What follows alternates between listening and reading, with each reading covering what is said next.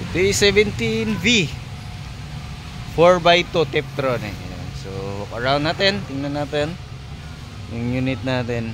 Yan. So captain seat.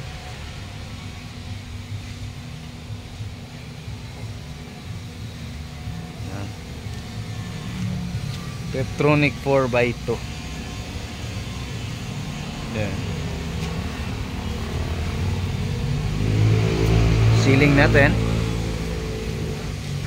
So abangan nyo yung full vlog nito sa YouTube channel natin. So two-tone color, pure white and blue. Ayan. Ayan, no? Diba? Kinis.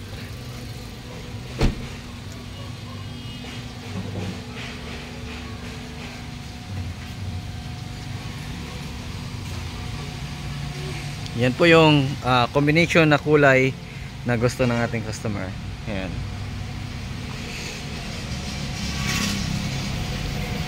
Abangan nyo rin yung full vlog nitong unit na yan, D17V Tiptronic, yung pinakamura natin na sit up.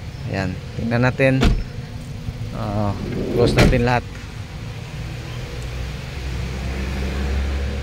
Ayan. So, yan po. Mag wheels, Japan original, fully tinted, Ansal urethane paint yung ginamit natin. Captain seat, naka Android stereo. Ayan, diba?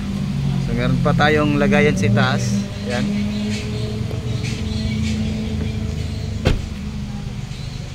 Dami tayong D17V ngayon. So abangan nyo yung mga full vlog ng D17V natin. Meron din tayo dyan, no? D17V 4x4 pure automatic turbo.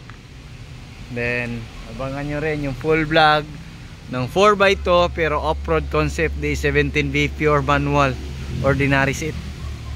Ayan. Then yan D17V yung green, D17V Tiptronic 4x2 yung pinaka basic setup natin. Ayan, so abangan nyo yung full vlog nito, yung pickup natin. So D63T 4x4 diff lock. So very rear, naka diff lock. Abangan nyo rin yan. Ayan, so abangan nyo rin yung full vlog nitong ating D17V bagong setup sa loob, yung ating camper. Abangan nyo rin yung setup nating pickup natin na off-road.